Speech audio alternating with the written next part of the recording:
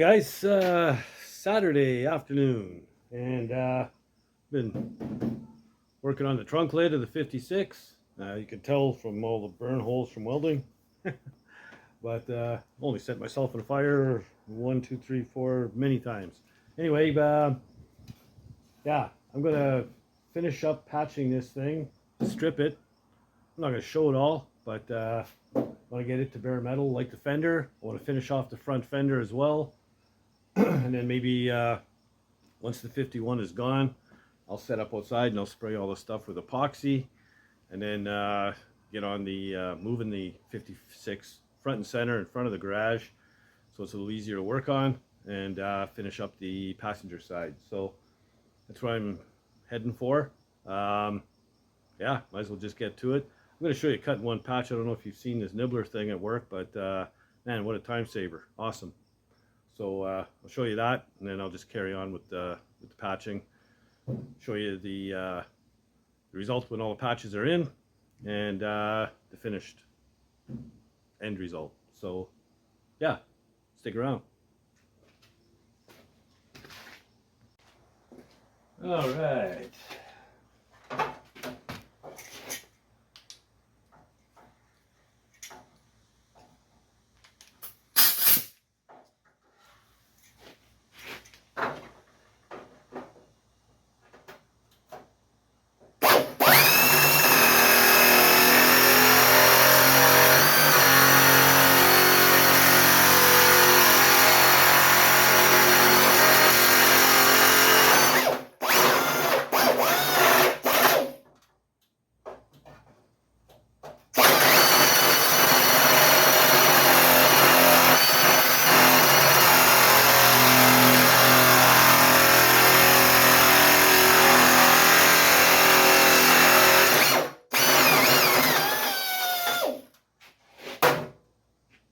Way faster. Anyway, I just got to cut a little piece, cut it out, and then clean up the patch and weld her in. All right, it's Monday morning, late morning, about 11:30. Earlier, I loaded up the 51 Chevy and sent that home, or off for mechanical and then home. Made a video, and that's in editing right now. And I'd already started on a video on the 56, and I'm going to carry on with that. That's the trunk lid and front fender. And it is cold out, man. Like, it's low 50s. So, you know, the garage door is closed and the heat is on, actually, because I was freezing my butt off here. But anyway, we're going to get back to work. I'm not going to show you everything on the trunk lid.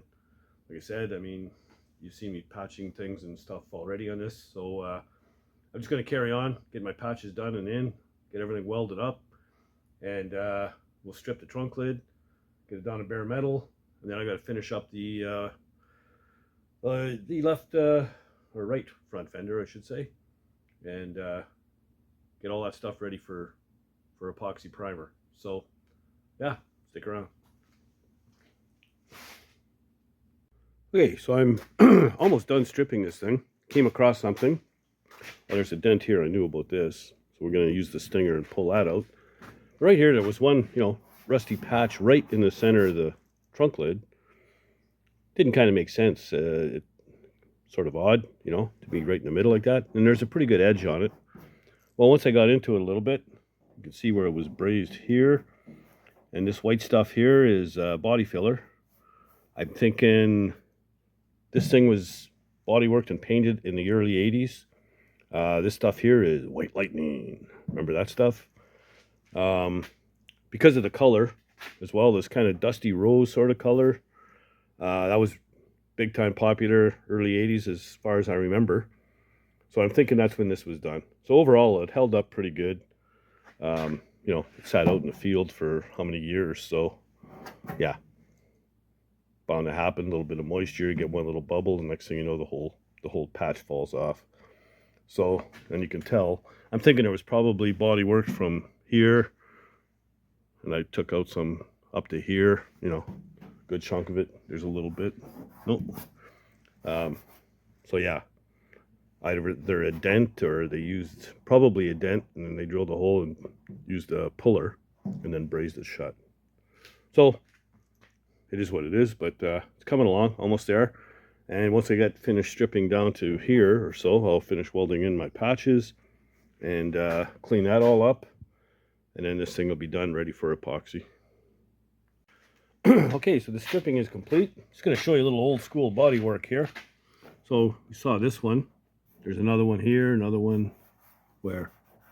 Here and here. So 4 or 5 of them, whatever. And what they do is how we did it back in the day, you know, early 80s, late 70s. Drill a 3/8 hole. You get your puller in there, which had probably a 90-degree hook on it. Get it in there, work the dent out, you know, best you could. Fill in the holes. And these are all filled in. I know this looks like a hole right through, but there's a piece of metal on there from behind. Fill a holes, and then get out the white lightning and smooth her out. And that's just the way it was done. Nothing wrong with it. You know, generally it would last a good amount of time.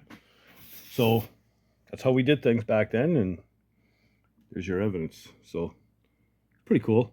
See old stuff like that. And really, you couldn't tell. It's a little out of shape, but man, they worked it pretty good. Here's another one here. So there was 5 of them. But yeah, they were pretty good with a hammer, I guess. You could also get the ones that were threaded in. You'd thread it into the hole, but usually it would peak up around the circumference of the hole, you know. So a lot of guys would prefer to use the hook type, and that's what I had. I still have it, actually, but now with the Stinger, I never use that kind of puller. Anyway, I'm pretty much calling it for the night. I'm gonna go have supper. When I come back tomorrow, I'm gonna finish welding this all up, clean it all up, and pull that dent out. So yeah, we'll see you tomorrow. Hey, good morning. It's Tuesday, about 10:30, I guess, and I've been welding on the patches there on the trunk lid for a bit. I just opened the big door, finally warmed up enough. Jesus, it feels like October, not August. It was cold this morning. Anyway, yesterday I uncovered some old school body work done back in the late 70s, early 80s, something like that. And showed how they did it, you know, drilling holes and all that stuff. Today, I'm going to pull a dent the way we do it now. Quite a bit different, much less invasive. And what we're using is, you've seen me use this before, the Stinger. So yeah, I'll set up the camera, and I know a lot of you have seen me use this before, but a lot of you haven't. So I'm going to go ahead and get on this thing, and we'll pull the dent out. Let's get to it. Hey guys, how you doing? Summer is here. Now, if you're maybe found a project that's far away from home, like this one. This was in Manitoba, and I had just seen a couple of pictures of it. But I got it shipped here from Wolf Train Services Limited, and along with 2 other cars at the same time. Actually, you can go back in my videos and see it unloading. I got the Model A and the 38 Ford and this one all in one load, and pretty reasonable price. So having said that, if you found a project anywhere in Canada, even in the US for that matter, I'm not sure how the tariff thing and all that's going to work out, but within Canada, coast to coast, Ian at Wolf Train Services will get you there, and we'll get your vehicle to you. He specializes in field cars, non-running vintage cars, trucks, and he does parts as well. He also has access to an enclosed trailer if you found a really nice car that you want it shipped in an enclosed trailer. So yeah, at the end of this video, I will post Ian's contact info under comments, and you can take it from there. It's out of my hands. Have a good day. All right, so here's my dent. You can clearly see it. Yeah.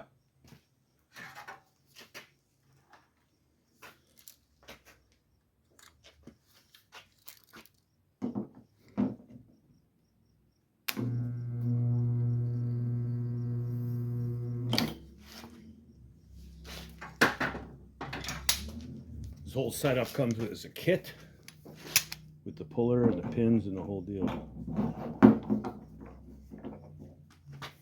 Gotta give myself some slack here.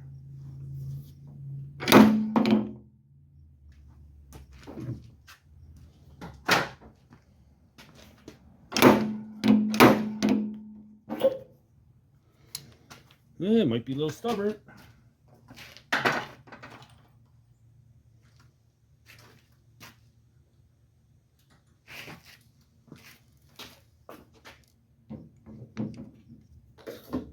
Oops.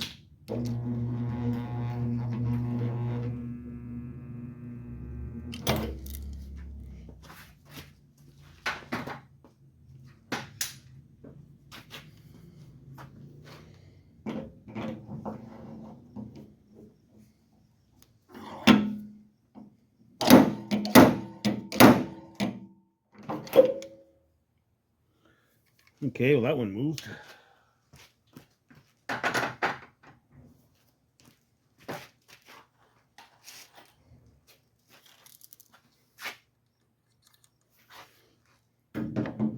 You just got to work your way in there.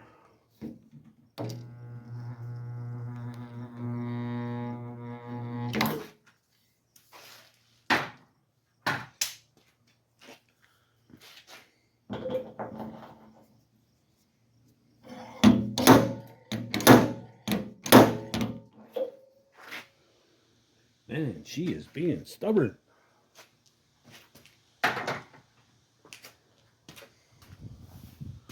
I'm gonna put a stopper on that thing so it doesn't move around too much.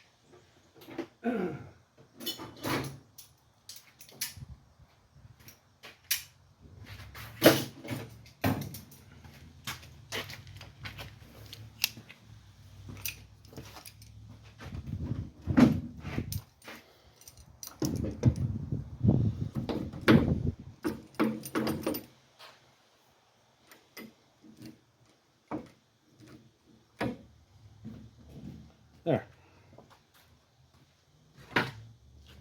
See if that makes a difference. But here I can hold the sawhorse with my knee so everything just doesn't jump back. Yes. Much better.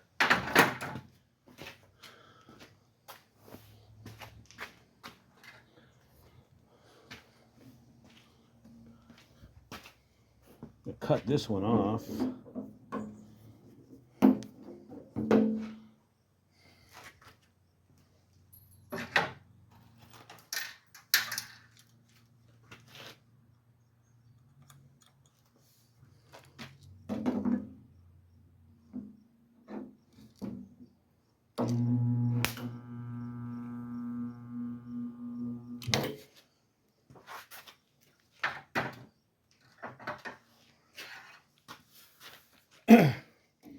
You know, you got to kind of play it by ear with the metal you're working with.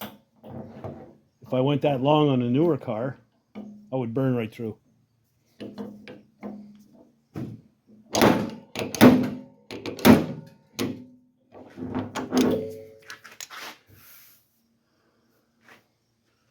coming.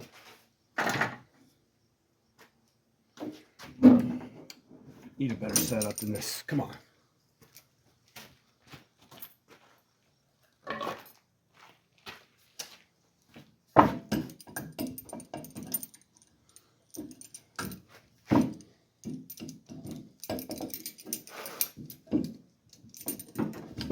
Oh, Jesus.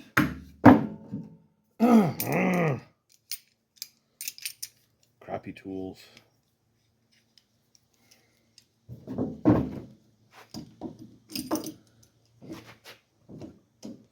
Really?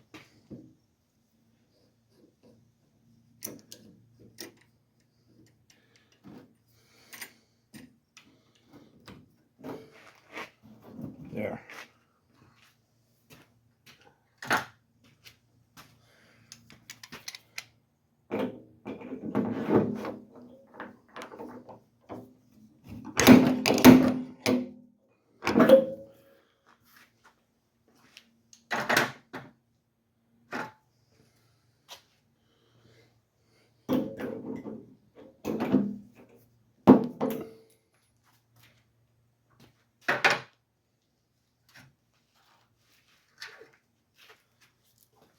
for a little dent, it sure is being stubborn. You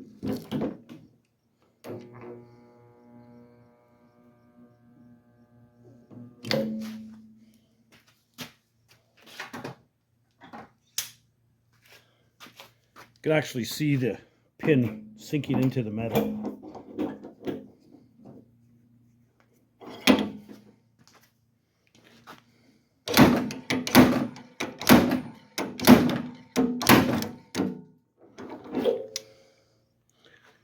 Okay, it's coming. Finally.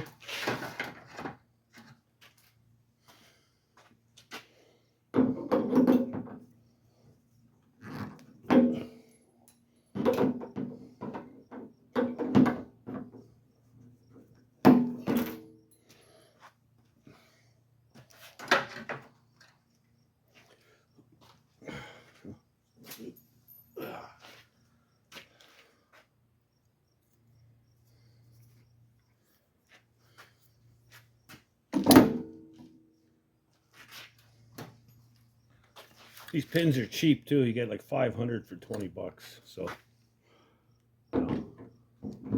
don't have to be cheap with them.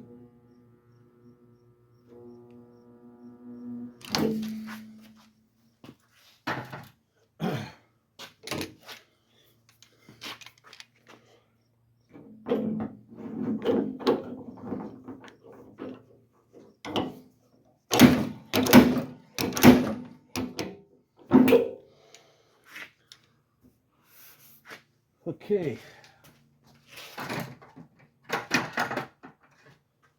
Cut these off and grind them down so I get a good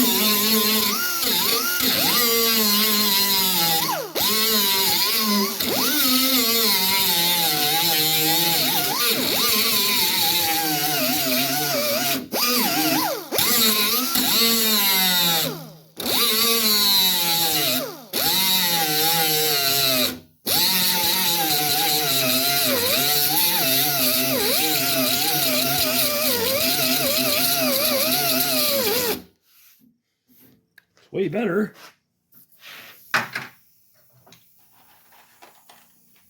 Or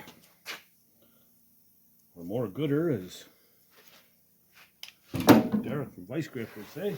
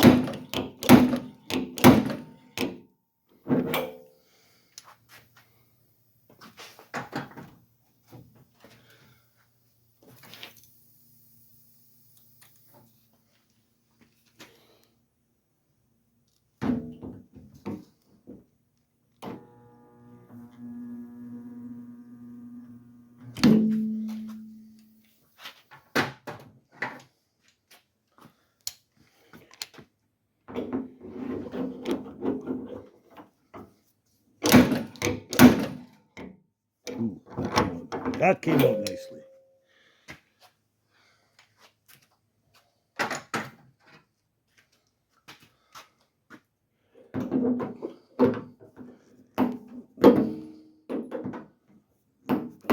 I can get one more right in between those two.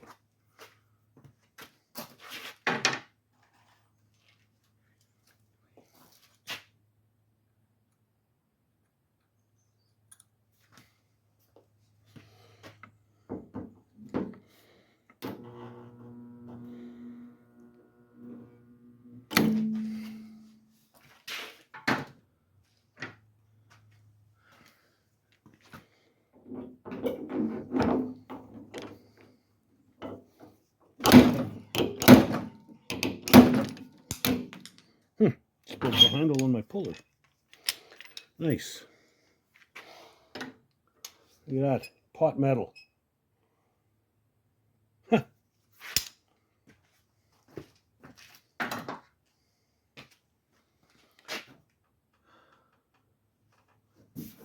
That's not bad.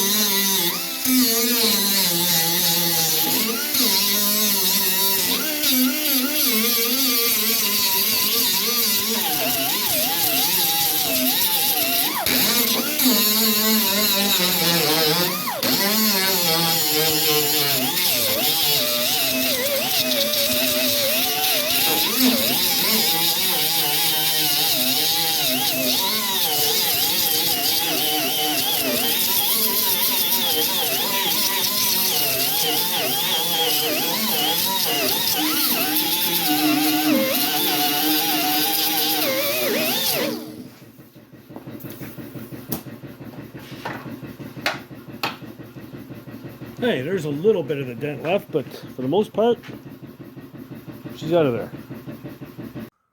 So there you go. Old school versus, new technology. It just saves a lot of time, welding and all that stuff, drilling holes. And, you grind off those pins and you're done. That's it. It's ready for filler. So anything that saves time is a good thing. It's a great little invention. It's a great tool. They're not cheap. I think they may have come down in price now. They seem to be a lot more common.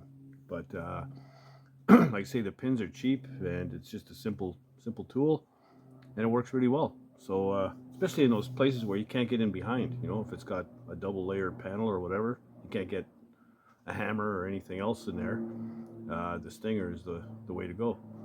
So yeah, I like it. I'm going to spend the rest of the day, it's just after, just coming up on lunchtime for me. I'm going to grab lunch, and then after lunch I'm going to finish up the welding on the tailgate. And so by the next video, tailgate will be done. I'll probably be on the right front fender, just finishing that off. And now that the 51 Chevy truck is gone, I'd like to move the 56 front and center right here in front of the big door. And that way there, if I got a rainy day, I can always pull it in, maybe yank the motor out so it's easier to roll around. I've also got a ton of work to do on this thing, so I'm going to be doing that as well in between-ish. And yeah, so that's about it. So if you like the content, please subscribe, like the video, give the old thumbs up. Don't be shy, leave comments, and tell your chums and your buddies. Help spread the word and help me grow this thing. Having fun doing it, so yeah. And if you're not doing anything else, get out in the garage and build something, man. Later, guys.